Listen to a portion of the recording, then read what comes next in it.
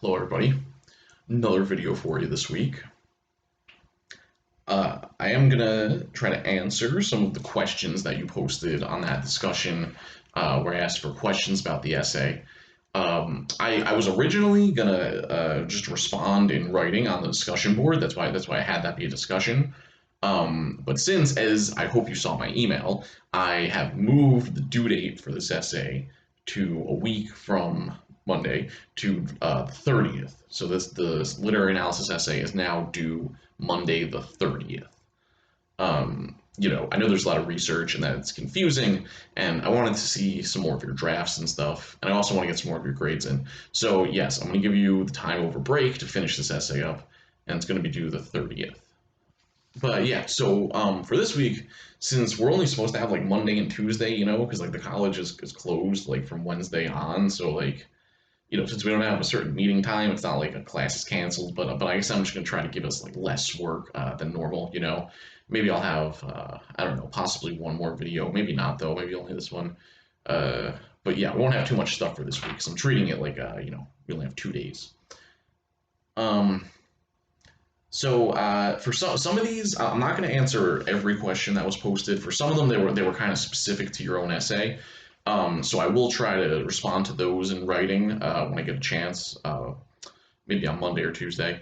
But I do want to respond to some of the more general ones, just to kind of give you all some advice. I'm sure these were questions that multiple people had.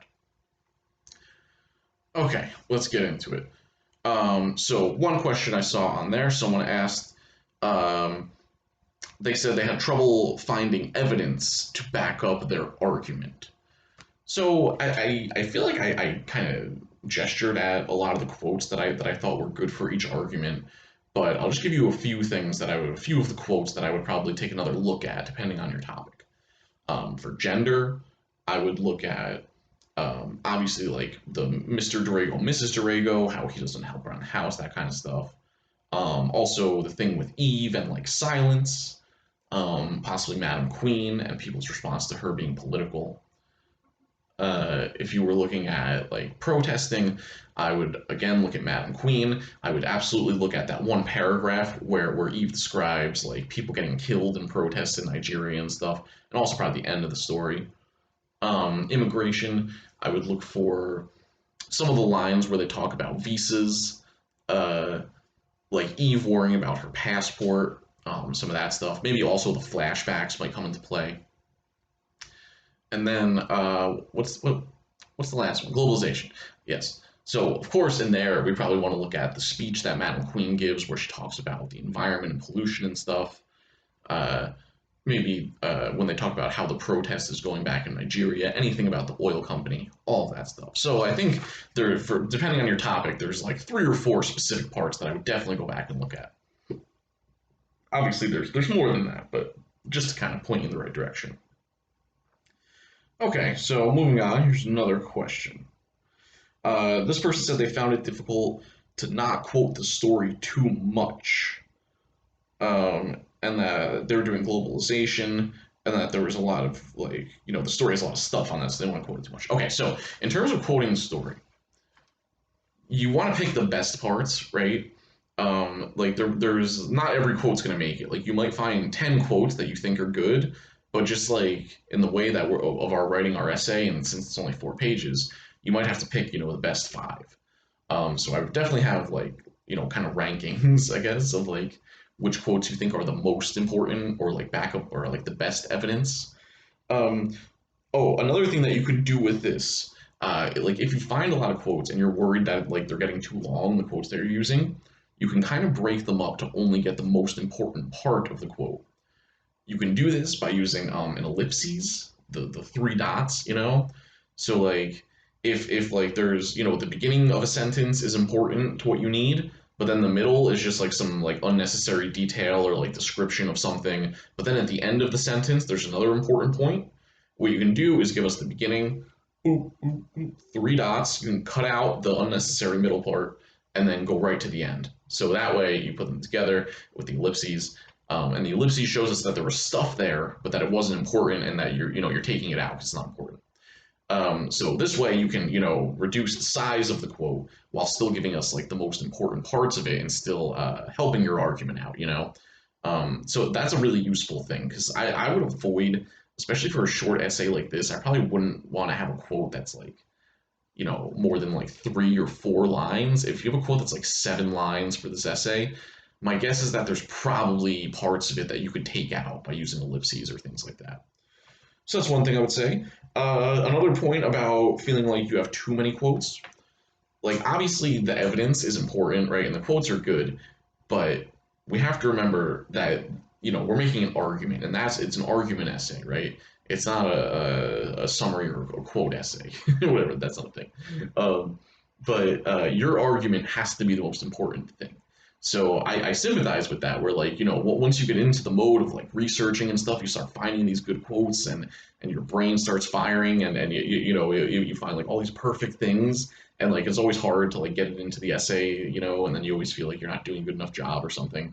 But I think that's just the nature of the beast, the nature of the process. So I would just make sure that like you keep the focus on your argument. At the end of the day, your explanation is going to be more important than what the quote says. You know, so like even though you know we get caught up in finding the perfect quote, it's still all about your argument. The main thing that's going to convince the audience of what you're saying is going to be the way that you explain the quote and how you connect it back to your thesis. So I would just make sure that we keep sight of that. This person also mentioned that they were thinking about adding a counter argument to the thing about globalization, which yeah, because like when we talked about globalization, I explained like the pro and the con argument. Um, and like you could do that, you could include a kind of counter argument, but I wouldn't include it just to be like, oh, some people think this though. The only reason to include a counter argument in that way would be to show how the story refutes that counter argument, you know? So you could do it, it's not necessary, but if you think it helps, it could definitely work. But the way to frame it would be like, you know, some people say globalization, you know, brings jobs and helps people and improves the economy. But the story shows us that actually, you know, this doesn't really work that way or whatever. So like the only reason to mention the counter argument would be to show how the story refutes it, right? Because you know you're on a side, right? You're not trying to give like a both sides. Oh, some people think this, some people think this. Like, no, you have your position, right? You're the author. You're making the argument, and you should have your position. So that's what I would say about that. But again, it can work as long as you show how the story proves that counter argument wrong, or how it tries to prove it wrong. Right? All right, keep it moving. Keep it moving. Okay, this person said the hardest part for me was going back and forth over the reading. Sounds like you had some computer problems. Okay, one thing about the reading. So I know it's like 17 pages, right? It's pretty long. Um, and you know, I encourage you guys to try to print out the story if you can. I know not everybody's probably able to do that. But if you are able to, I would definitely print it out so you can underline stuff, right? And write in the margins and things like that. Because then it makes it a lot easier to go back and find the quote when you have it underlined. But if you're not able to print it out, one thing you can do, since, yeah, because I think I made it available as a PDF, right? So one thing you should be able to do is hit Control F, and it should bring up like a little bar where you can search for specific words. So if you can remember like one of the words that was used in the quote you're looking for, maybe you don't remember the whole thing, but you know that like Eve's name gets said or Nigeria gets mentioned or whatever, you can do it. You hold Control, hit the letter F, and then you can type in the search bar the words, and it'll take you to where those words get used in the document. So maybe that can save you some time. This person also mentioned having trouble and like that they didn't realize that the college provides Microsoft Word. Yeah, that's something I always like to tell people if we're not sure of that. So I think Bergen does provide access to Microsoft Word. I know it's expensive, so you might not want to buy it, but you can get it through the college. I'm not exactly sure how to do this. You're probably better off like calling them and asking them or something. But somewhere through like going into your email or whatever, there should be a way for you to access Microsoft Word through that. So that makes life a little bit easier, right? And this person also asked about the works cited, saying they were having problems with that. So I would go back and watch that video that I posted on doing research and citations. I kind of talked about it. But if you go to that Purdue OWL website, they have a generator there where you can type in like the name of our story, for instance, and it'll help you get a citation, a works cited citation. Or you can, if you have an online article, you can copy and paste that in there and it'll get it for you. Or if you have an article from a journal, you can type in the name of it and it'll help you find it for the works cited and kind of automatically generate it for you. So that's again on the Purdue OWL website. And just while we're talking about citations, you want to make sure also that you have your in-text citations, where after every time you quote from the story, from another source, any quote you have, right after it you need parentheses, author's last name, page number, parentheses. If you don't have the author's last name, if there's no author, you give us the title of the article in quotation marks, also inside the parentheses. So there you go. There's that. Okay. So this next person mentioned having a hard time concentrating in their classes. And yeah, I definitely sympathize with this. I'm sure all of you do as well. I think this semester is very hard to concentrate for so many reasons. I know a lot of you guys are still working jobs that are dangerous at this point, putting you at risk, and that, you know, we probably all know someone who has had COVID at this point at varying degrees. And yeah, we live in a horrifying, fucked up time. So it would be strange if we weren't distracted, is what I would say. So like, maybe that's the first thing on this is like, don't feel bad if you're getting distracted or you're having trouble concentrating. I think literally everyone's going through that. I'm very much going through that. I'm definitely behind on a lot of stuff myself, and you know, I look at these charts and these numbers and like you get sucked into it, but it's like how could you not? You know, like it's a horrifying thing that we're watching happening in real time. It's something that no one's ever seen before. Even you know, my parents who were 70 years old haven't seen some shit like this. So you know, don't feel bad or feel like you're a bad student if you're a little distracted. But obviously at the same time we you know we want to put ourselves in a position so once you know if we ever do get over this virus, once if it ever does go away, well, it will eventually go away, right? When that happens, you know, we want to be where we need to be in terms of a degree and getting a job and all these things, and you know maybe doing something that makes us happy. So I would say I think we talked about this before in a discussion forum. But what really helps me is are doing things like making lists. You know, like in the morning, every morning I'll like make myself a cup of coffee and I'll sit at my table and I'll make a list of the things I need to do for that day. Like not just school stuff. Obviously, it'll be like grade something or make a video or whatever. But I'll also put things like do laundry, go to the grocery store, cook. Sometimes I'll put drink coffee, even though like I'm already drinking coffee, just to give myself a win. You know, there's an easy win. Drink coffee, did it. And the nice part about this is when you're done with a list, you get to cross the thing off, and that becomes very satisfying. So I would encourage you to do things like make lists. Try to have calendars. I use a physical calendar. You can get one, with nice pictures on it, nature, animals, or things. But yeah, I would try to like have these things like visualized, so that like I don't know, it just helps seeing it, and it just like lowers the burden of all the things you have to have in your head all the time. Maybe makes you a little less overwhelmed. Excuse me. So those are some things that would definitely encourage. Also, like scheduling times when you're going to do stuff. Like in the normal semester, this was the case for me. I know it was the case for a lot of my students. I would have certain days where like I had a class in the morning and then a break and then another class. So like I would always use that, that hour or whatever. I would always do work then, like I would always do grading or like certain things, and there was nothing else to do. I was just on campus, right? I would go to the cafeteria or the library, and there'd be none of my friends are around. My PlayStation's not there. My beer is not there. So it would force you to just kind of like be more focused. And we just have to find some way to recreate something like that, right? You've got to have like certain times of certain days, like Sunday nights, very late. I'm always right here making videos for you. So I would encourage you guys to try to have some kind of a schedule of like on certain days every week. On Tuesdays I do my math homework, whatever it is. So that's another thing we can try to do. Last thing I'll say on this is I think it's really important to try to get a good environment, a productive environment to be in. you know. Like for me, I have, luckily I just moved into a new apartment at the beginning of the pandemic, and I live by myself now.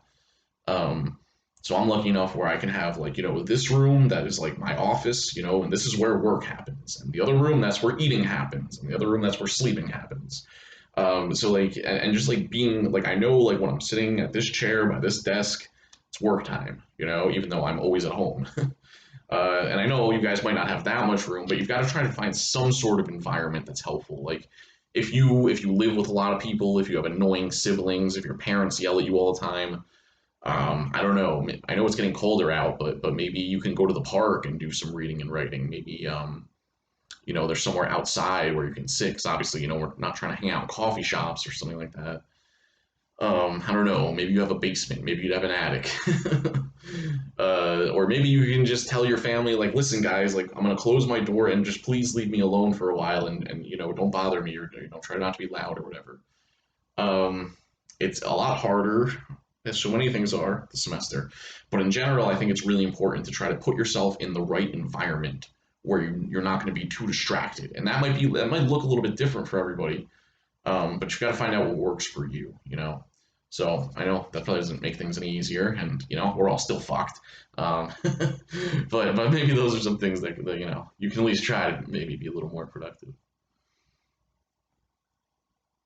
Oh, this person also said that they're focusing too much on grammar. I am going to ask you guys for some. I am going to do a video about grammar soon. But like I've been telling you guys all semester, grammar, like if on our list of priorities of writing, what makes good writing, what makes for a good essay, grammar is just not very high on that list. It's nowhere near thesis, organization, intro, conclusion, quotes, paragraphs, all this other stuff. I really do believe is more important than grammar. So I would try to put that shit in the back of your mind, especially because I'm not going to kill you on that, right? I'm not taking points off for missing comma or whatever. But I know that you'll have future professors, maybe even current other professors who do care a lot about this stuff. So I will be doing a video maybe after Thanksgiving about grammar. Okay. Okay. Well, the next person asked a question about. They said it was hard to choose a topic. Um, what I would say in terms of choosing topics. Uh, I would try to go with the one you're the most interested in first. I genuinely believe that there's a kind of substantial like improvement when you write about something that you're at least kind of interested in. I know that this maybe no, you guys probably haven't been waiting your whole life to read this short story and write about it, but I'm also sure that probably some of these topics are more interesting to you than others for whatever reason. So I really would start there. Even if you think one thing might be easier, I would start with the most interesting because, yeah, I just think your writing is going to come off more energetic and more engaging and stuff. But then if you're not interested in any of them, then yeah, I would go by which one you think you could write the most about. So one way you could do this, like if you're in between two and you're not really sure, you could make maybe like a little mini outline of just like what are some things I would talk about if I was going to write about this topic? What would I talk about if I was going to write about this topic? What are some quotes I would use for each one? And then maybe you can kind of get a sense of which one you have more to say about. Okay, so there's that. And last question here, this person said, I don't know how to expand further than I did and make the essay the required length. Yes, we always have trouble with making the essay long enough, right? I've said this before, but my number one thing with this is goes back to like the organization in terms of our thesis and having like an outline. So in the video I did earlier in the semester where I was talking about a thesis, I was talking about how you don't want it to be too narrow or too broad, right? You don't want to be too specific or too general. So if you're having trouble writing long enough, I would look back at your thesis and see like, is it too narrow of a thesis? Like, does the argument not give me enough places to go? So first I would look back at your thesis. Then I would think about having some kind of outline. Or even if you've written a lot of the essay, even if you've written your draft, maybe making an outline now based on what you have. And just seeing like what are the main ideas, and then seeing if there's any way you could expand on those main ideas. And making sure that like the main idea of a paragraph gets fully dealt with in that paragraph, and try to expand on that as much as possible, obviously. Other things to help make it longer, more quotes, that's kind of a dirty secret. You can always use more quotes. That's going to make it longer. Because not just because of the quote itself, but whenever we use a quote, like we know, you have to introduce the quote, you give us the quote, you explain the quote. So that's, every time you have a quote, it's like 3 or 4 sentences basically. So we could always look for additional quotes. You don't want to just be like adding in shitty quotes that don't really make sense just for the sake of putting them there. Obviously, you want to try and put good quotes, but you know, quotes can help. Also, sources, obviously. If you found another piece of research or something else, some other quote from a source, same thing. Introduce the quote, explain the quote, helps make it longer. And the last thing I'll say about this is to make sure you consider the question that I talked about in my video about conclusions. This question of so what? Um, why does it matter if what you're saying about this story is true? Why should I care? If Independence Day sends a message that globalization is bad, or why should I care if Independence Day shows us that like women get treated unfairly, but they can try to overcome it, but it's still hard or whatever. Why should I care if that's the message it sends? And then obviously that's kind of a meta question, and answering that would take up even more room. All right, well, I talked for an extremely long time, even though I wanted to not do that. but I hope at least some of it helped or made some sense. And like I said, for some people who posted more kind of specific questions to their essay, I'll try to give you a written response. All right, and I'll just remind you one more time that I moved the due date for this essay now to the 30th. And with that, I will